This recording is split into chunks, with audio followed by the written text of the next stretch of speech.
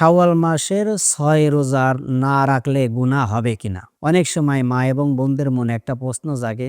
অনেকেই বলে থাকেন এই শাওয়ালের ৬ রোজাকে সাক্ষী রোজা বলা হয়। এই ৬ রোজার যদি না রাখা যায় তাহলে রমজানের রোজা কবুল হবে না। আসলে এটা একটা ভিত্তিহীন কথা। মুরব্বিদের মুখের কথা।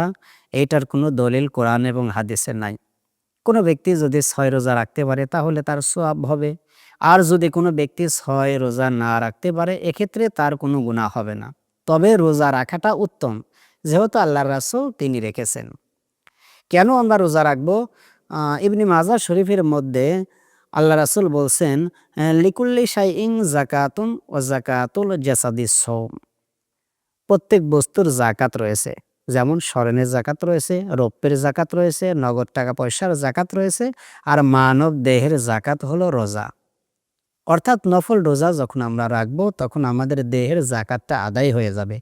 এজন্য আমরা সবসময় চিন্তা ভাবনা করব নফল রোজা বেশি বেশি রাখার জন্য। যেহেতু শাওয়াল মাসের ৬টা রোজাও নফল, সেক্ষেত্রে আমরা এই নফল রোজাটা রাখতে পারি বা নফল রোজাগুলো রাখতে পারি। আর যদি কোনো ব্যক্তি না রাখে এতে তার আমলনামায় কোনো গুনাহ হবে না এবং এর জন্য রমজানের রোজার কোনো ক্ষতি হবে না। আশা করি বুঝতে পেরেছেন।